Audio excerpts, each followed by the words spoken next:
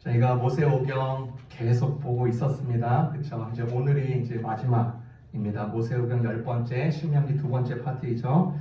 모세의 5번째 책 신명기를 보고 있습니다. 하나님의 말씀을 거듭하여 알리는 책이라고 말했고요. 지난 시간에 잠깐 나눴듯이 하나님께서 맺은 이 언약과 모든 말씀의 광야 세대와만 맺은 언약이 아니라 오늘 여기 살아있는 우리를 위한 말씀임을 계속해서 강조했죠. 그래서 그 중에 신명기 5번째부터 10번째 계명을 살펴봤습니다.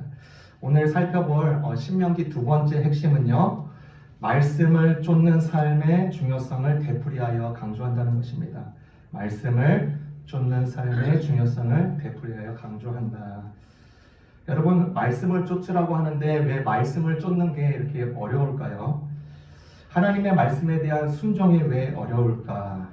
많은 이유가 있겠지만 저는 크게 3가지를 꼭 뽑으면서 같이 이렇게 나누고 싶습니다. 첫 번째, 주의 말씀이 내게 너무 무겁습니다 라고 그렇게 이유를 대는 것이죠. 영국의 유명한 사상자 가운데 토마스 칼라일이라는 사람이 있었습니다. 이 사람은 1700년대 중반 사람이었는데 이 사람의 평생 소원이 무엇이었냐? 불란서 혁명서라는 책을 쓰는 것이었습니다.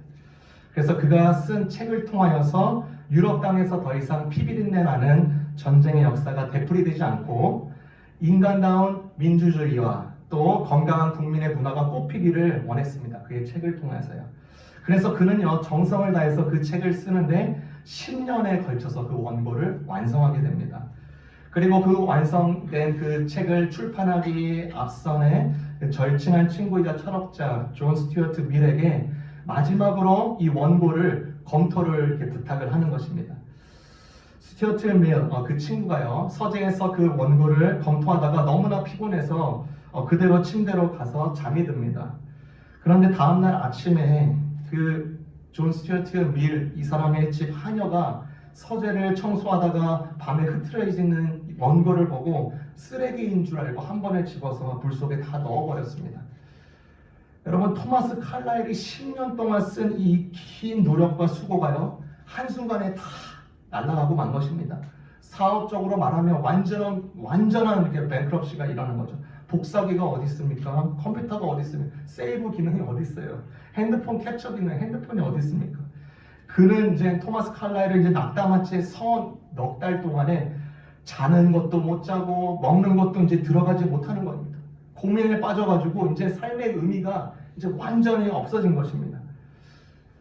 그런데 어느 날, 비 오는 날, 그가 하염없이 창가를 한번 이렇게 내다보고 있을 때였습니다. 비가 서서히 그치자요, 자기의 집 앞에 새 집을 짓는 일꾼들이요, 서서히 하나둘 나타나기 시작합니다.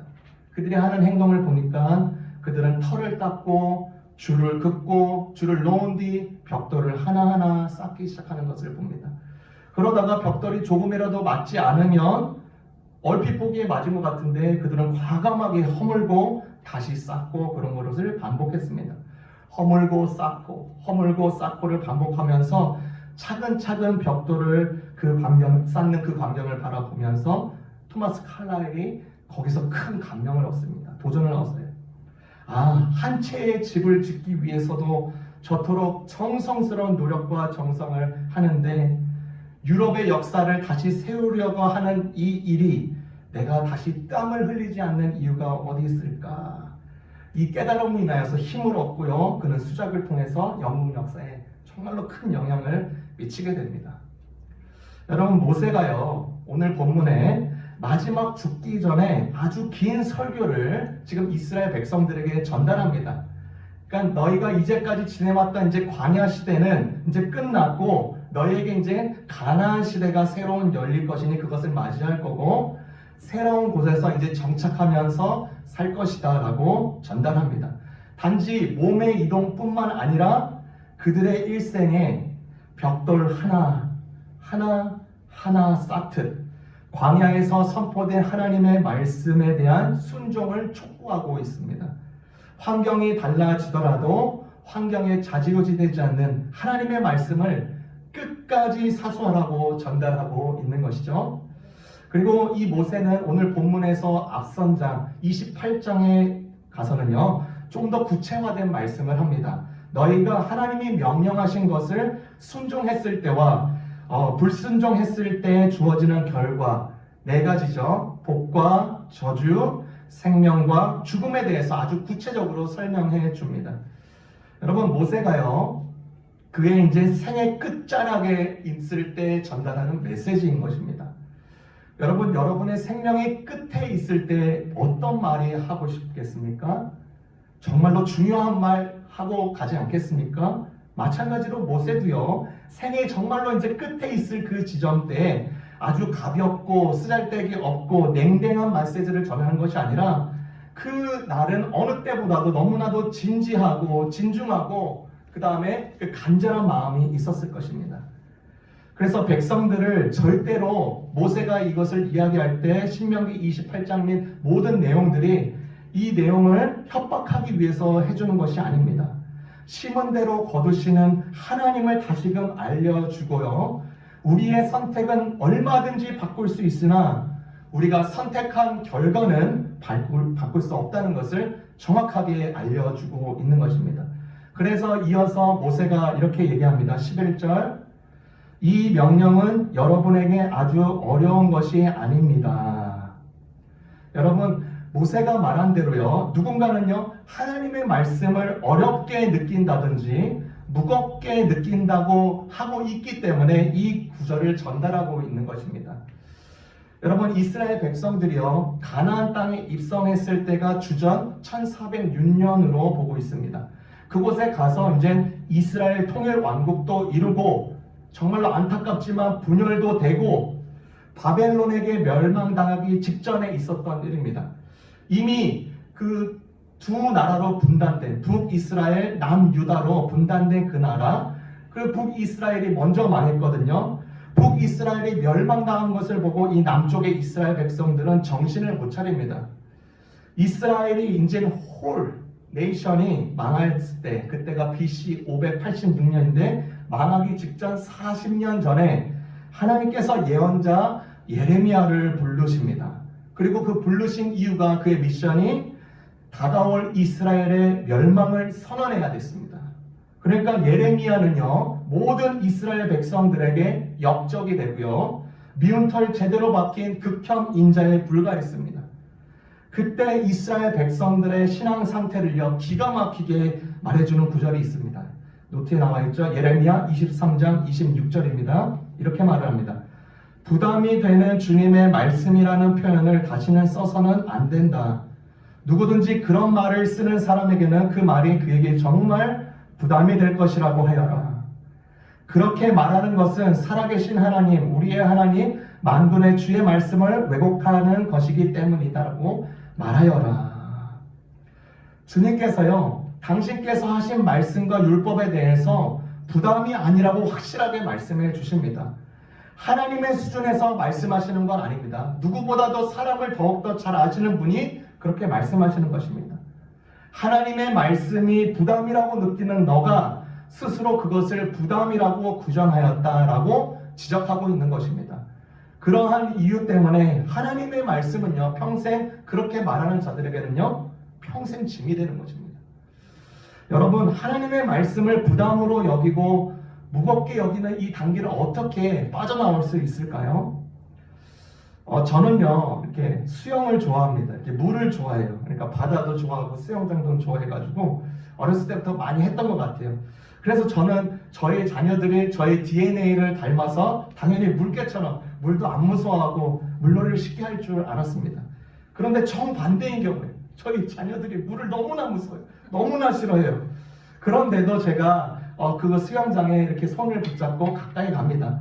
저기 앉아있어. 아빠 여기 수영할게. 이렇게 수영하고. 그래도 발이라도 좀 담그는데 안 담근대요. 그리고 다음 주에 데리고 가서는 그러면 물을 뿌린 거예요. 자녀에게 물을 뿌려서 물과 친해지게 하는 거죠. 물을 뿌렸더니 좋다고 또 장난쳐요, 저에게. 그리고 그 다음 주에는 발만 좀 담가봐. 그랬더니 발은 좀 담그더라고요. 그리고 그 한 달 뒤에는 무릎까지. 그 다음에는 허리까지. 그 다음에는 이제 수영을 너무 잘해요. 너무나 재밌다는 거예요. 자기가 무겁다고 어렵다고 생각하는 것을 단계를 거치면서 쉽게 여겨지는 것이죠. 여러분, 야구 타자 선수는요, 방망이를 휘둘러야 됩니다. 헛스윙 한다고 병살타 만들까봐 그냥 가만히 있으면 안 됩니다. 투수 선수는요, 공을 던져야 됩니다.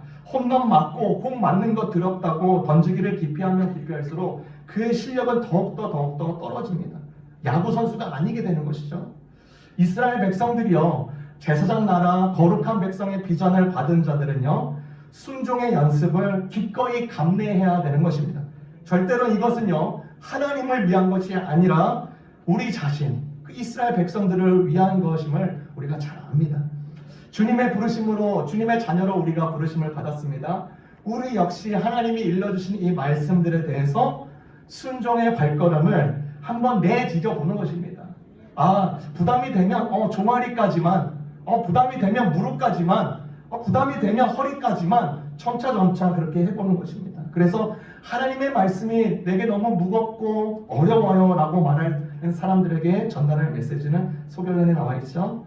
나의 일생의 그릇에 하나님의 말씀을 먼저 담을 수 있는 것을 먼저 담아라. 그리고 나서 조금씩 그 그릇의 크기를 조금씩 크게, 그 다음에 넓게 키워가도록 목표해 보라라는 것이죠. 여러분, 하나님께 순종하는 것 왜 어려울까? 두 번째입니다. 이렇게 이유를 대는 것이죠. 주의 말씀이 나와는 너무 멉니다. 주의 말씀이 내게 너무 멀어요 라고 이유를 대는 것입니다. 여러분, 이스라엘 백성들 누구죠? 그리고 지금 이스라엘 백성들 어디에 있습니까? 하나님의 말씀을 모세를 통해서 직접 받은 사람입니다. 이게 그냥 전통으로 부전전승으로 온 것이 아니라 직접 받은 거예요. 그리고 그 물리적으로 너무나도 가까이 있습니다. 모세는 하나님의 말씀이 멀리 있지 않다라고 말을 하면서 백성들이 멀다라고 느끼는 이 마음의 문제를 꺼내기 시작합니다. 여러분, 우리에게 질문해 볼 수 있습니다. 우리는 언제 하나님의 말씀을 멀다고 느끼죠? 크게 세 가지 경우인 것 같아요. 내가 가진 문제로 인해서, 내 자신의 한계로 인하여서, 그렇죠? 그리고 시대의 정신과 문화에 눌려서 하나님의 말씀이 멀게 느껴지곤 합니다. 내가 가진 문제로 인하여서 멀게 느껴지는 경우가 많습니다. 한 꼬마의 이야기입니다. 실화인데요. 6살 때 아버지를 잃습니다. 12살 때는 어머니마저 재혼하는 바람에 어린 동생들을 수없이 돌보며 잡다한 일을 해야 했습니다. 22살 때는 램프를 만들어서 팔았지만 보기 좋게 망했습니다. 다시 조그만 가게를 열어서 경영을 했는데 39살에 불어닥친 경제 대공황으로 인해서 전 재산을 다 날리고 맙니다. 신앙은 가지고 있었어요. 그런데 여전히 방황하고 있는 것입니다. 마흔이 되던 해부터 조그만한 주유소에서 일을 다시 시작합니다. 그러나 그곳에 있는 주유소에서 안 쓰는 그 창고에서요, 어렸을 때부터 동생들을 돌보느라고 곧잘했던 요리 실력이 그곳에서 발휘가 되는 것입니다. 닭튀김을 했어요. 그것이 인기리에 사람들에게 소문이 나서 팔리기 시작합니다. 덕분에 이 닭튀김으로 식당을 열게 되었는데요. 이번에 원인 모를 큰 불이 일어나가지고 그 식당을 다 태워버리고 맙니다. 이때 아들도 잃어요. 얼마나 힘들었을까요? 그런데 그래도 포기하지 않고 조그만 식당을 다시 여는데 미국의 경제 불안과 경영 부실로 인해서 다시 문을 닫게 됩니다. 그의 나이 60세. 그의 인생에 무슨 빛이 있겠습니까? 무슨 소망을 품을 수 있겠습니까? 하는 사업마다 망했다는 이 절망감이요, 그를 계속 짓눌렀습니다. 꿈에서도 나타나고, 신앙을 회복하기보다는 하나님이 없다라고 여기기 시작합니다. 오히려 그는요, 정신병을 가지게 됩니다. 결국요, 그 정신병을 견디지 못한 그 아내도 그를 떠납니다. 그의 나이 65세. 무슨 희망이 있어요? 희망의 희자라도 끊을 수 없는 사람입니다. 상처와 버림받음과 낭망으로 괴로워하던 날, 어디선가 들려오는 노랫소리가 그를 사로잡기 시작합니다. 항상 지나가는 곳이었는데 그날만큼은 다른 것이에요. 그 조그마한 예배당으로 자기의 몸이 들어가기 시작하는 것입니다. 그런데 그 예배당에 보니까 어느 한 미친 여자가 앞에 앉아서 너무나도 평화롭게 노래를 부르고 있는 것입니다. 너 근심 걱정 말아라. 주 너를 지키리. 주 날개 밑에 거하라. 어려워 낙심될 때, 위험한 일을 당할 때 너 쓸 것 미리 아시고 구하는 것을 주시며 어려운 시험 당해도 구주의 품에 거하라. 주 너를 지키리. 아무 때나 어디서나 주 너를 지켜주시리. 늘 지켜주시리. 이 노래를 너무나도 평화롭게 부르고 있어요. 이 노래에 압도를 대면서 눈물이 나오고 무릎을 꿇으면서 고백합니다. 주님, 이곳에서도 계시는군요. 미친 여자가 있는 이곳에서도 주님은 계시는군요. 제가 평생 예수님 없이 돈만 벌려다가 이렇게 되었습니다. 저를 불쌍히 여겨주시고 용서해 주십시오. 기도하고 나서요, 기적처럼 그의 정신병이 확 날아가 버립니다. 거듭난 그리스도인으로요 돌아오게 된 그가 기도하는 중에 다시 닭튀김을 만들어서 팔기 시작했고, 74세가 되던 해에는 600개의 프랜차이즈 매장을 열어서 승승장구하기 시작합니다. 가난한 사람들을 돕고요, 다른 사람에게 경영권을 물려주면서 자기는 이제 선교단체에 들어가면서 복음을 전하는데 그 선교비를 대면서 이 모든 부분을 사용합니다. 예수님을 증거하는 삶으로 그의 마지막 삶을 다했습니다. 우리가 잘 알고 있는 하얀 양복 입은 하얀 수염의 KFC 체인점을 창업한 커넬 할랜드라는 사람입니다. 그가 쓰러질 때마다요, 하나님의 말씀이 그에게 와닿지 않았습니다. 오히려 멀리 있다라고 여겼어요. 아무 의미 없이 수차례 지나갔던 그 자그마한 그 예배당에서 너무나도 가까우신 예수님을 다시 만나게 되었습니다. 우리는 언제 하나님의 말씀을 멀다라고 느낍니까? 우리의 자신의 한계 때문에 멀다라고 느끼는 경우가 많습니다. 여러분, 모세가 왜 이 대목에서 하나님의 말씀이 왜 멀리 있지 않다라는 표현을 했을까요? 순종하기를 머뭇거리는 자들에게 모세의 이야기는 힌트가 되는 것이죠. 그의 소명의 이야기입니다. 모세 자신이요, 하나님의 말씀을 멀다라고 느꼈습니다. 하나님에게 대한 순종을 머뭇거렸기 때문입니다. 그가 처음에 하나님의 사명을 보름받을 때입니다. 하나님께서 말씀하시죠. 내가 너를 바로에게 보내어 이스라엘 자손을 애굽에서 인도하게 내게 하리라. 아주 거창한 말입니다. 근데 정말로 너무나 어려운 일 같아요. 그래서 모세가 이렇게 답변합니다. 내가 누구길래 바로에게 가서 이스라엘 백성들을 애굽에서 빼옵니까? 그랬더니 하나님께서 이렇게 대답합니다. 내가 반드시 너와 함께 하겠다. 그런데도 하나님 말씀이 이 모세의 마음에 와닿지가 않습니다. 여전히 멀게 느껴집니다. 멀리 있다고 여겨지니까 좀 더 확인하려고 합니다. 당신의 이름이 무엇입니까? 하나님께서 말하죠. 에헬 아쉘 아엘. 나는 스스로 있는 자야. 이 말은요, 나는 나라고 하는 나다. 그러니까 우리 말로는요, 하나님의 존재를 표현할 수가 없습니다. 그러니까 겨우 이 정도로만 표현할 수 있는 거예요. 나는 스스로 있는 자니라. 그런데도 모세는 여전히 하나님의 말씀이 멀다라고 느껴집니다. 하나님께서 안 되겠다. 기적을 보여주십니다. 하나님이 지팡이를 들고 있는 이 모세에게 던지라고 명합니다. 던졌더니 뱀이 됩니다. 다시 꼬리를 잡으라고 하니까 다시 지팡이가 됩니다. 그런데도 여전히 멀은 거예요. 하나님께서 너의 손을 품에 한번 넣어봐라. 넣고 빼봐라. 그랬더니 나병이 걸린 것입니다. 다시 품에 넣었다가 빼보라. 그랬더니 정상인의 손이 되었습니다.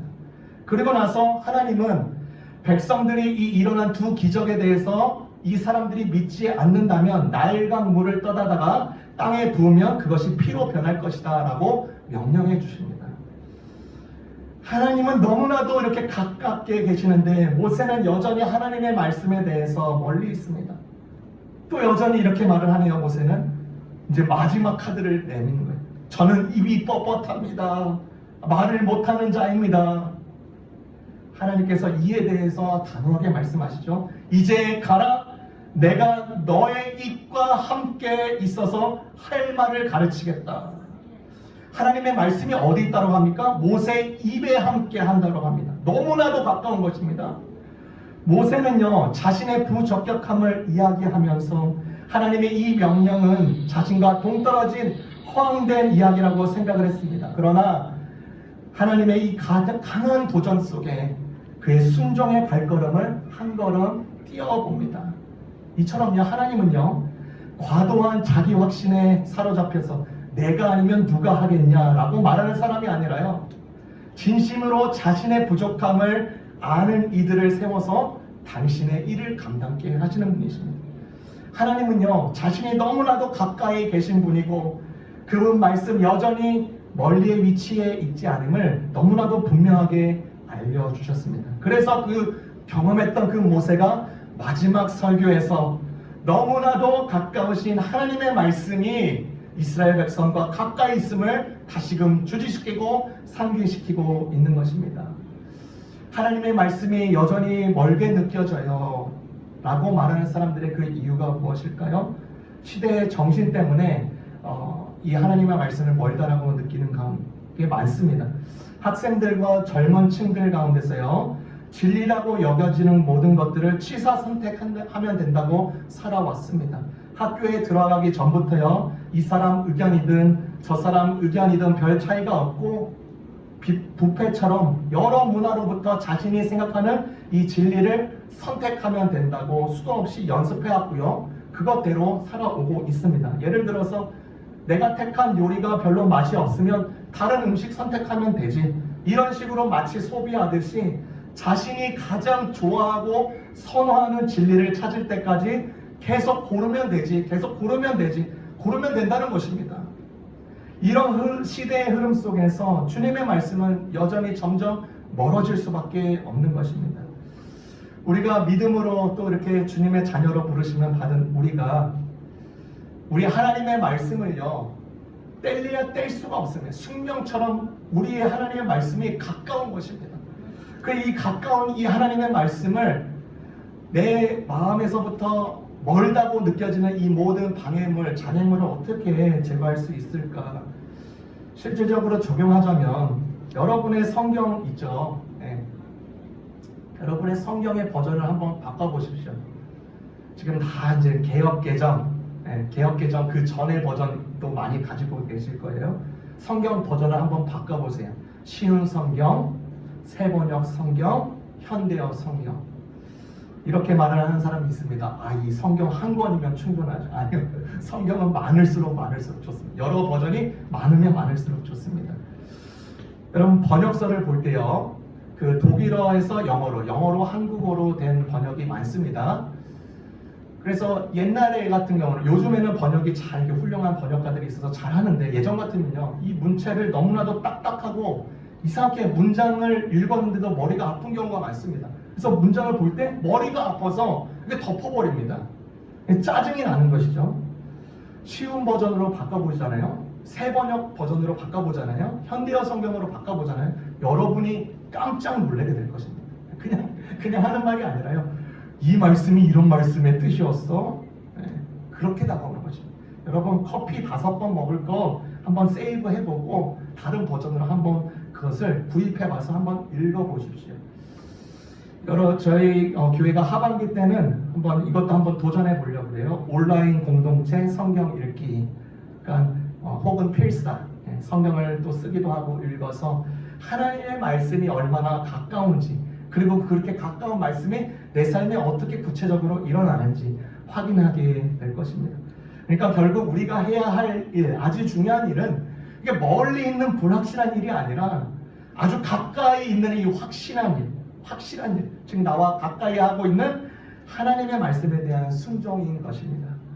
여러분, 이런 사람들, 하나님의 말씀이 내게 너무 멀어요 라고 말하는 사람들에게 어떠한 말을 전해줄 수 있을까요?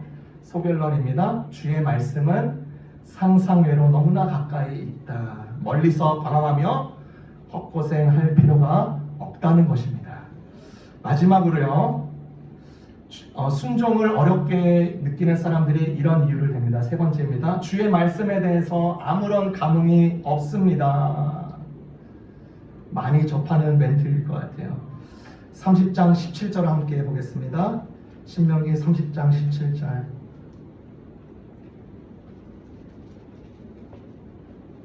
그러나 내가 만일 마음을 돌이켜 듣지 아니하고 유혹을 받아 다른 신들에게 절하고 그를 섬기면, 하나님의 말씀에 대한 무관심을 경고하는 내용입니다. 무관심이야말로 엄청난 불순종인 것입니다. 이스라엘 백성들이요, 주님의 말씀에 대해서 관심을 등 돌리고 그 가나안 땅에서 유사, 거학, 바알신, 위신과 탐욕적인 행위에 더욱더 관심을 갖게 됩니다. 그러니까 당연한 결과로서 주님의 말씀이 너무나 밋밋하고 재미도 없고 아무런 감흥이 일어나지 않는 것입니다. 이렇게 단단하고 완고한 마음 상태는요, 어찌할 방법이 없습니다. 정말 방법이 없습니다. 깨져야 하고요, 부서져야 합니다. 다른 방도가 없습니다. 사명자반에서 나눴던 이야기입니다. 예수님께서 씨 뿌리는 비유를 말씀해 주면서 4가지 밭이 있다고 말을 합니다. 길가, 돌밭, 가시밭, 옥토. 그 씨를 받아들이지 못하는 이 밭을, 돌처럼 굳은 땅을 농부가 열심히 삽질을 해서 수도 없이 갈아엎고요, 악착 같은 돌멩이와 나무뿌리도 다 뽑아서 다 제거하였죠. 그런 과정을 통해서 옥토로 변하게 되는 것입니다. 그것을요, 땅의 입장에서 볼 때는, 땅이 만약에 생명체를 가진 사람이라면 너무나 말할 수 없고 갈아엎어지고 고통이고 아픔이고, 그런데 생명의 결실을 위해서라면 반드시 거쳐야 될 과정임을 우리가 알고 있습니다. 앞에서 얘기한 이 4가지 밭 중에 오직 옥토만 뿌려진 씨를 삼켰습니다. 나머지 3곳은요, 씨를 삼키지도 않았고요, 삼키지 않은 씨들은 다 왜곡되고 맙니다. 주님의 말씀에 대해서 어떠한 감흥을 느끼지 못한다? 그러면 분명히 그렇습니다. 옥토가 아닌 나머지 3밭 중에 한 가지입니다. 분명합니다. 여러분, 옥토를 보십시오. 옥토가요, 씨를 삼키면 무슨 일이 일어납니까? 그 다음부터는 씨가 옥토를 삼킵니다. 씨가요, 옥토의 자양분과 수분을 삼키기 시작합니다. 그리고 나서 이제 풍성한 결실을 맺기 시작하는 것이죠. 옥토가 하는 일은 먼저는 뿌려진 씨를 삼키는 것이고, 그 다음에는요, 씨에게 계속 삼킴을 당하는 것입니다. 우리가 하나님의 말씀을 삼키기만 하면 그 다음부터는 하나님의 말씀이 우리를 삼키기 시작합니다. 그 결과 우리의 삶 속에 말씀이 어떻게 이루어지는가, 그 열매를 우리에게 보게 하십니다. 여러분, 모세가요, 마지막 설교를 할 때 지금 이 장면에서 청중들은 출애굽 1.5세대, 2세대, 그리고 중요한 2 인물이 있죠. 여호수아와 갈렙입니다. 여호수아 나이 약 85세, 갈렙의 나이 약 78세. 여러분, 모세뿐만 아니라 이 두 사람이 광야에서요, 고생 많이 했습니다. 몸도 백이고요, 이 고생 저 고생하고 말 안 듣는 동료와 이스라엘 백성들 보면서 정신적으로 얼마나 충격과 스트레스를 받았는지 몰라요. 그러니까 가나안 약속의 땅에 들어갔을 때 은퇴의 말년을 편안하게 보내리라 소원했을 수도 있을 것입니다. 은퇴할 때가 되었으니까 이제 자신은 뒤로 빠지고 이제 출애굽 1.5세대와 2세대에게 길을 열어주고 몸조리 잘 하다가 잘 쉬다가 노후 그렇게 보내면 되지라고 하는 게 당연해 보입니다. 솔직히 지금 모세가 아주 긴 설교를 하는데 그 말이 귀에 들어오겠습니까? 가나안 땅에 이제 빨리 들어가고 싶겠죠. 쉬고 싶겠죠. 저는요, 은퇴를 안 해봐서 모르겠지만 만약 제가 그 상황이라면 슬그머니 뒤로 빠지면서 무관심한 채 입성할 것 같습니다. 놀라운 것은요, 이들이 여호수아와 갈렙이요, 모세의 설교에 엄청난 집중을 합니다. 어떻게 알죠? 여호수아를 보면 됩니다. 여호수아서를 보면 돼요. 여호수아와 갈렙이요, 모세가 설교한 내용을 순종합니다. 언제까지? 그들이 눈을 감을 때까지. 그래서 T.S. 엘리엇이라는 사람이 시를 썼는데 꼭 마치 여호수아와 갈렙을 이렇게 일컬어주는 시 같아요. 이런 내용입니다. 노인들은 탐험가가 되어야 하리. 여기든 저기든 상관이 없네. 우리는 여전히 움직여야 하리. 또 다른 격렬함 속에서 더 많은 연합을 위해, 더 깊은 교제를 위해, 이런 시를 썼습니다. 여러분, 노인들도 시니어분들도 이렇다면 중년과 젊은이, 학생들은 더욱더 탐험가가 되어야 합니다. 주님의 말씀에 대해서 아무런 감흥이 없습니다 라고 하시는 그런 사람들에 대해서 우리가 뭐라고 말씀할 수 있을까요? 소결란입니다. 마음의 빗장을 열어서 마지못한 순종이라도 시작해 보십시오. 놀라운 결과가 그곳에 있습니다. 말씀을 맺겠습니다. 길을 걷다가 돌을 보면요, 약한 사람은요, 그것을 걸림돌이라고 말을 하고, 강한 사람은 그것을 디딤돌이라고 말을 합니다. 이스라엘 백성들이 이제 광야 생활을 마치고 이제 가나안 땅으로 들어가기 직전입니다. 그들에게 펼쳐질 이제 나래들은 광야에서 만나지 않았던 수많은 돌, 거친 바위들이 준비되어 있어요. 모세를 통해서 이 알려주신 하나님의 말씀을 순종하여서 디딤돌을 삼을 것인지, 아니면 불순종하여서 거친들에 의해서 걸려 넘어질 것인지 선택해야 합니다. 이 선택은요, 우리와 여전히 지금 이 시대에도 유효한 것입니다.